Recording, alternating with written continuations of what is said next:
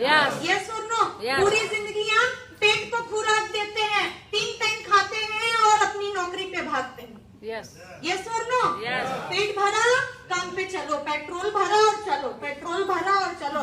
मैं आपको विश्वास दिलाती हूँ, अगर 3 टाइम इसको खाना दोगे तो पूरी जिंदगी पैसा कमाओगे। और आरसीएम की मीटिंग में आकर अगर इसको खाना चालू कर दिया, इसको खाना देने लगे, इसको पढ़ाने लगे, इसको बढ़ाने लगे, तो पूरी जिंदगी आप पैसा बरसाओगे।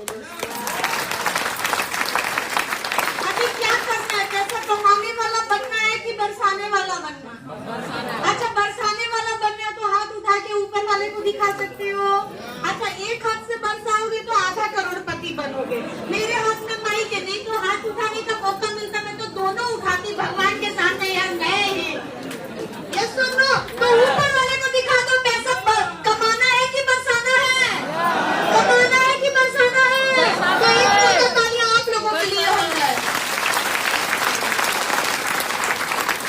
मैंने भी ठान लिया था कि पैसा कमाना नहीं है, पूरी जिंदगी दादा ने कमाया, पिता ने कमाया, फिर भी साला बैंक बैलेंस 0। यस और नो? यस और नो? तो मैंने सोच लिया कि अपन काम करेंगे ऐसा जिससे सिर्फ पैसे की बारिश होनी चाहिए। आरसीएम बिजनेस की मीटिंग में बैठे और इस मीटिंग में बैठ के बड़ा शानदार लगा, बड़ा अच्छा लगा, क्योंकि इस मीटिंग में मुझे पहली बार आप लोग खड़े हैं साथ, आप लोग बैठे हैं, आपको गद्दे मिले हैं, पर मुझे पहली बार मीटिंग में अगर सुनने का, बैठने का मौका मिला तो इस मंच पे बैठने का मौका मिला था। दोस्तों, ये सारे लोग इस मंच में आने के लिए भागेंगे, पर ये जो मंच में बैठे इनको मंच अपने आप स्वीकार कर लिया, अपनी गोद में बैठा लिया। तो आप लोगों की गारंटी तो सब फाइनल है, बहुत जल्दी रॉयल्टी टेक्निकल पहुंचेंगे, क्योंकि आपकी कुंडली मेरी कुंडली मैच करती है। तो जब मैं मंच पे बैठे लोगों को देखती हूँ तो अपने पुराने दिन याद आ जाती हूँ और सोचती हूँ भैया अगर मैं कामयाब हो गई तो ये भी हो जाए। आरसीएम के सबसे पहले करोड़पति, बादशाह, शहंशाह मिस्टर मुकेश कोठारी जी को मुझे सुनने का मौका मिला था दोस्तों, और उन्होंने बड़ी अच्छी बात बताई। हेलो, कम कर दो वॉल्यूम थोड़ी कर दो। पीछे आवाज आ रही है? पीछे आवाज आ रही है? आवाज आ रही है? अपनी तो आवाज बिना माइक के भी बोलते। सर जी, जो मेरा लड़का है नहीं मुकेश का, तो कोठारी साहब की बात मुझे बहुत अच्छी लगी। हेलो, हेलो, कोठारी सर की बात मुझे बहुत अच्छी लगी। उन्होंने बताया हल्दी मिर्ची नमक खाने से पैसा आता है। हल्दी मिर्ची नमक खाने से पैसा आता है। जो आदमी अपनी दुकान बदल देगा, आरसीएम बिजनेस से प्रोडक्ट खाने लग जाएगा, उसके घर में पैसा आने लग जाएगा। मैं 12वीं पास लड़की हूँ, मैं 12वीं पास हूँ, मैं बहुत ज्यादा पढ़ी लिखी नहीं हूँ, मैं बहुत ज्यादा पढ़ी लिखी नहीं हूँ, पैसा बहुत कमाना चाहती थी, मैं बहुत ज्यादा पढ़ी लिखी नहीं, पर कोठारी जी ने जैसे ही बोला वो बात मेरे दिमाग में बैठ गई कि अगर हल्दी मिर्ची नमक खाने से पैसा आता है तो अपने बाप का क्या जाता है, बाहर से खाते हैं, आश्रम से खाते हैं। उसकी बात मुझे बहुत अच्छी लगी। हमने ये डिसीजन ले लिया, पहले भी तो राशन खाते थे, यहाँ भी तो खाना है, बाहर से खाते हैं तो पैसा जाता है, आरसीएम से खाएंगे तो आएगा, तो कहाँ से खाना चाहिए? कहाँ से खाना चाहिए? हमने फैसला ले लिया कि हम आरसीएम बिजनेस का ही खाएंगे। और उसके बाद देखते ही देखते मंच में बहुत सारे लोगों को उन लोगों ने बुला लिया, कोट पैंट टाई में सजे धजे नौजवान हीरो मंच पे आके खड़े हो गए। जैसी मैंने लोगों को कोट पैंट टाई में देखा, मेरे तो दिमाग के ताले और ज्यादा खुल गए, पर थोड़ी सी घबराहट होने लगी कि वो लोग बता रहे थे, कोई बोलता है 50,000 आ रहा है, कोई बोलता है 70,000 आ रहा है, कोई बोलता है 1 लाख आ रहा है। मैंने सोचा अरे इतने पढ़े लिखे लोग होंगे, अंग्रेजी गटर पटर बोलते होंगे, अपने को भी इतना करना पड़ेगा, अपने को भी इतना पढ़ना पड़ेगा, पर मैं तो 12वीं पास हूँ, मैं कैसे इनके जैसा कमाऊंगी। पर जब उनके हाथ पे माइक दिया गया, उन्होंने अपना नाम बताया, उन्होंने अपना परिचय दे दिया, उन्होंने नाम बताया, नाम कंवर कुमार, रहने वाला बिहार का, आज आरसीएम का टेक्निकल अचीवर, 50,000 रुपए महीने की इनकम, और आरसीएम से पहले सब्जी बेचने का काम किया करता।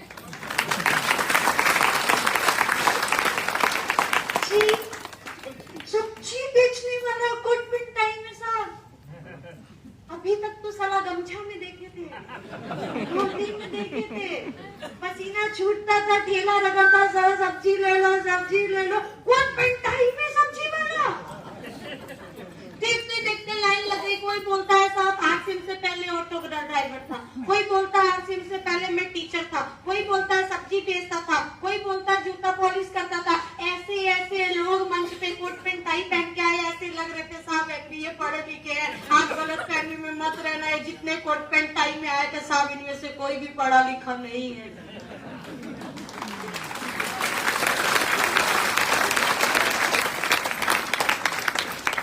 ये सब इतने ज्यादा पढ़े लिखे नहीं है, कोई कोई होगा तो वो पढ़ा लिखा होगा, मुझे भी इतनी जानकारी नहीं, पर मोस्टली यहाँ पे लोग हुलिया आरसीएम बिजनेस बदल के रख देती है दोस्तों। आपका हुलिया बदल देती है, आपकी सोच बदल देती है, हर चीज को वो बदल के रख देती है। तो मैंने भी ठान लिया, जब सब्जी बेचने वाला अनपढ़ आदमी कर सकता है, मैं तो फिर भी 12वीं पास हूँ, जब ये मंच पे पहुंच सकते हैं तो मैं क्यों नहीं पहुंच सकती साहब, मैं क्यों नहीं पहुंच सकती। वहां से उस प्रोग्राम को देख के जाती हूँ, सुन के जानती हूँ और फैसला लेती हूँ कि मैं भी आरसीएम बिजनेस को करूंगी। और जाते समय मैं उस काले कोट वाले को फिर से पकड़ती हूँ।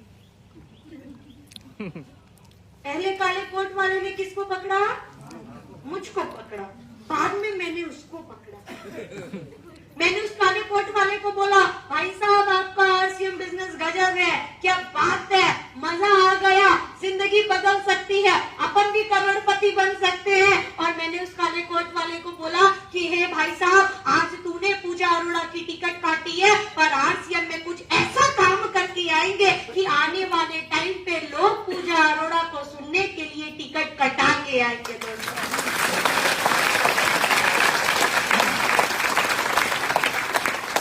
आप लोग भी ऐसे मंच पे आ सकते हैं, आप लोग भी ऐसे बोल सकते हैं, क्योंकि आरसीएम बिजनेस करने के लिए कोई क्वालिफिकेशन की जरूरत नहीं होती। आरसीएम बिजनेस कुछ नहीं देखता, आप गोरे हो, आप काले हो, आप ऊंचे हो, आप नाटे हो, आप मोटे हो, आप पतले हो, आप पुरुष हो, आप स्त्री हो, आप बच्चे हो, आप बुजुर्ग हो, आप पढ़े लिखे हो, आप अनपढ़ हो, आरसीएम कुछ नहीं देखता। अगर कामयाब होना है तो आरसीएम सिर्फ आपका जोश और जुनून देखता है, जोश और जुनून। क्या आपके अंदर जोश है? जोश है? देखने वाले, अरे देखो सीधी सी बात है, जिसका हाथ पैर नहीं हिलता मैं उस पर विश्वास नहीं करता। पैसा कमाने के लिए हाथ पैर तो हिलाना पड़ेगा ना। यस और नो? यस और नो?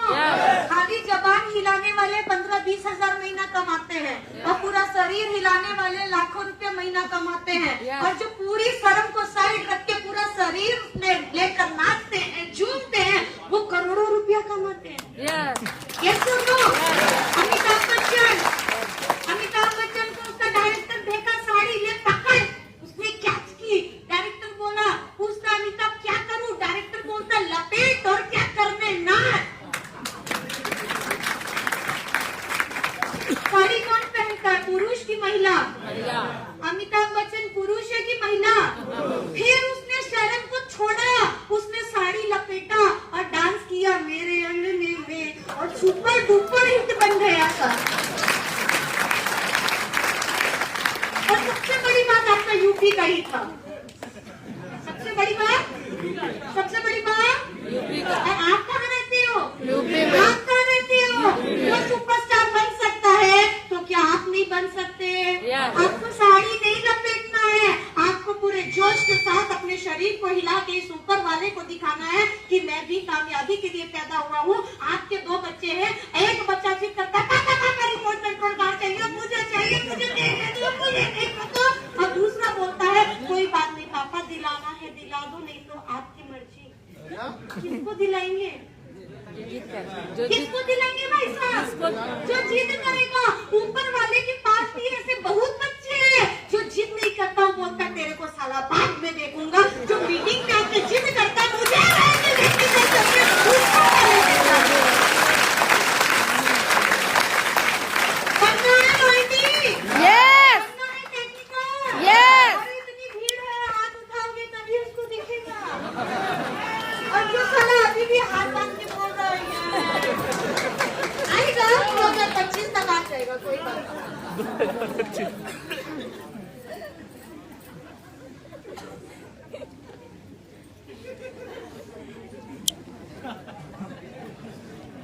शरीर हिला सकते हैं।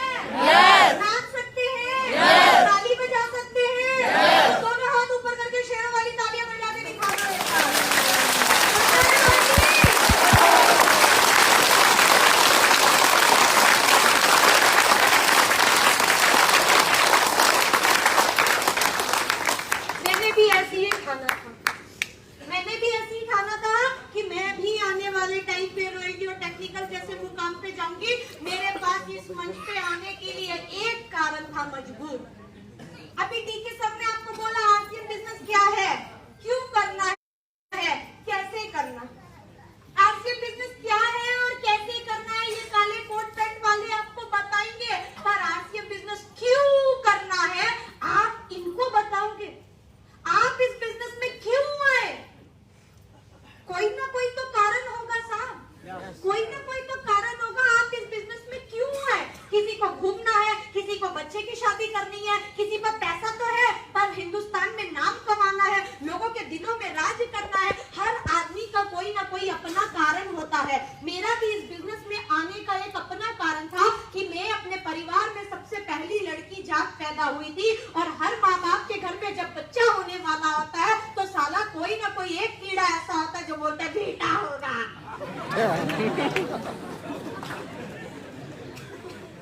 और निकलती है बेटी,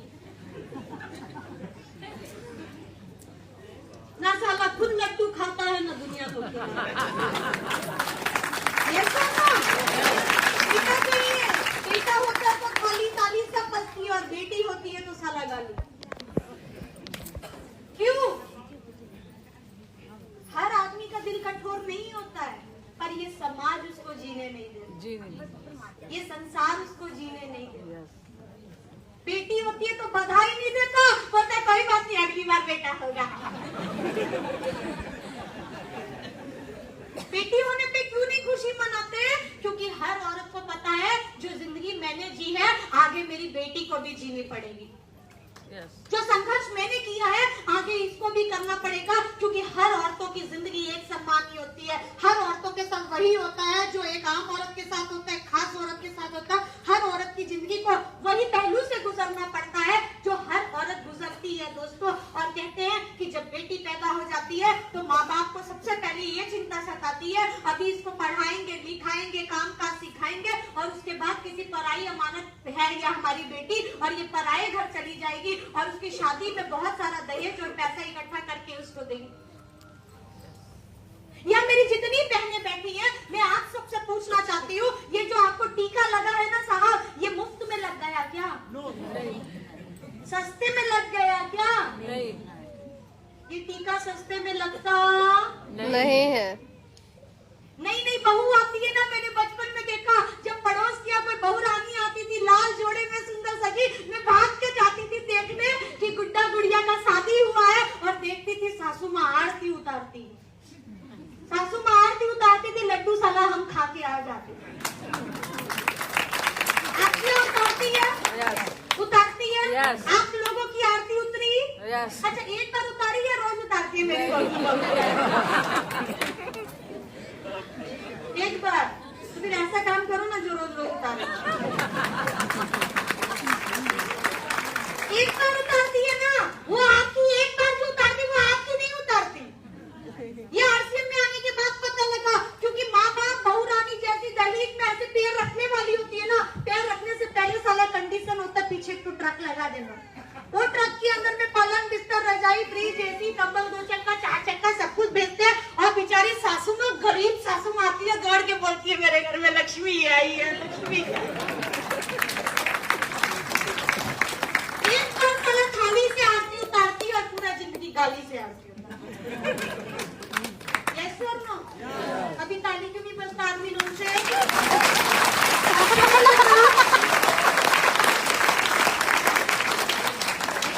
ट्रक अंदर किए ना एक एक को, अभी देना भी पड़ेगा। जब लिए ना तो अच्छा नहीं लगा, पर यहाँ बैठा हर आदमी किसी न किसी बेटी का बाप, हर आदमी किसी न किसी लड़की का भाई होगा, देना पड़ेगा। प्रकृति का नियम है, जो लोगे वो दोगे और जो दोगे वो लोगे, ये प्रकृति का नियम है साहब, देना पड़ेगा। क्या गारंटी है अपनी बेटी को करोड़ों की संपत्ति भी दे देना, आपकी बेटी पैर के ऊपर पैर चढ़ा के महारानी जैसे रहेगी? कोई गारंटी है? कोई गारंटी है? कोई गारंटी? माँ बोलती है मेरे घर में रानी आई है, रानी आई है,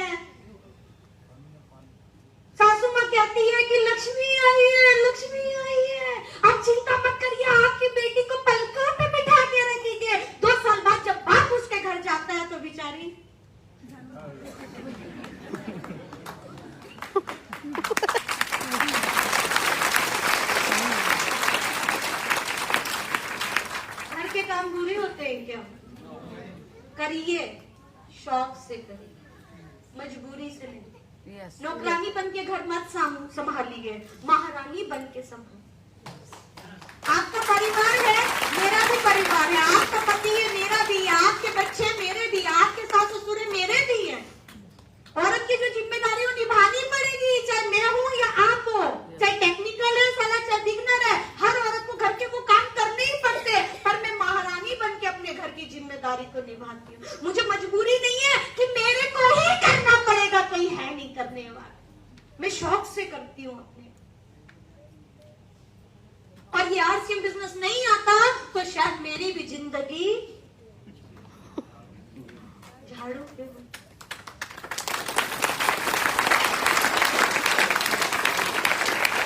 मेरी 4 साल की बच्ची है साहब, सरप्राइज। मैंने बोला था ना मुझे बच्चा मत समझना। उसको पूछते बेटा शादी करेगी, बोलती नहीं मम्मा झाड़ू पोछा करना पड़ता है। मतलब छोटी सी 4 साल की बच्ची को भी पता है कि जो लड़की जब शादी करके जाती है तो वही काम करना। मैंने सोचा था अपनी जिंदगी को मजबूरी में नहीं निकालूंगी, अपनी जिंदगी को कांटों पे नहीं निकालूंगी, क्योंकि औरत जैसे तैसे अपने घर परिवार को तो चला लेती है। पर कहते हैं ना, ये जो शरीर है ना साहब, ये जो शरीर है ये गाड़ी है। हेलो, 4 चक्का गाड़ी लेके निकलते हैं, एक टायर सुबह सुबह पंचर, गाड़ी आगे बढ़ेगा। उसको बढ़ाने के लिए स्टेपनी बदलनी पड़ेगी, फिर गाड़ी आगे चलेगी। वैसे ही अपना ये जो शरीर है ये भी गाड़ी है। सुबह 9 से 9 निकल जाते हैं ड्यूटी पे साहब। ये गाड़ी की कोई गारंटी है कि पंचर नहीं बोलेगी? कोई गारंटी है? कोई गारंटी है? आपके घर में आपकी पत्नी है, आपके घर में आपकी बहन है, आपके घर में अपनी माँ है, और जैसा आप थोड़ा कमाए या ज्यादा कमाए वो उसी में एडजस्टमेंट कर लेती है, क्योंकि उसकी सास ने सिखाया है जितना पैसा आता है उसी में घर चलाना। उसकी माँ ने सिखाया जितना पैसा आता है उसी में घर चलाना। वो बेचारी उसी में घर चलाती है, आपसे कभी शिकायत नहीं करती है। वो कहती है मेरा पति परमेश्वर है, वो आपसे शिकायत नहीं करती, और वो रोज रात को आपके घर आने का इंतजार करती है, आपके लिए गरम गरम खाना बना के रखती है। बच्चे का केक कटना हो बर्थडे का तो आपका इंतजार करती है। आप सोच के देखिए, जिस दिन ये गाड़ी पंचर बोल गई, जिस दिन ये गाड़ी अपने पैरों पे चलकर घर नहीं पहुंची, जिस दिन 4 लोग उस गाड़ी को उठा के घर पे लेकर आएंगे, तो सोच के देखना कि घर की महिलाओं का साहब हाथ ऐसा हो जाता।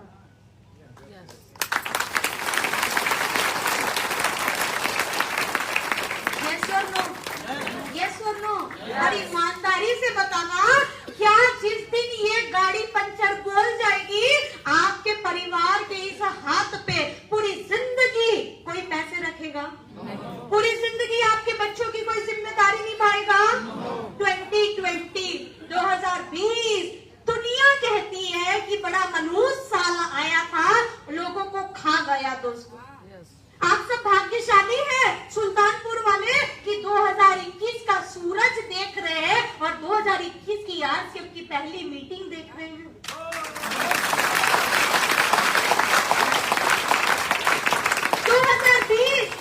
2020 जिस आदमी के पास सुरक्षा नहीं थी, जिस आदमी के पास टाइम फ्रीडम नहीं था, जिसके पास मनी फ्रीडम नहीं थी, जिसके पास कोई सिक्योरिटी नहीं थी, ऐसे लोग 2020 में पंचर बोल गए।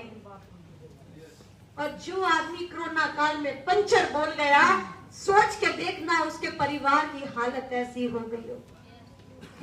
आप भाग्यशाली हैं 2021 का सूरज देख रहे हैं, और आप सौभाग्यशाली हैं कि आप आज आरसीएम की मीटिंग में बैठे हैं, क्योंकि परमात्मा आपसे बहुत कुछ अभी करवाना चाहता है, इसीलिए आपकी सांसें चल रही हैं दोस्तों।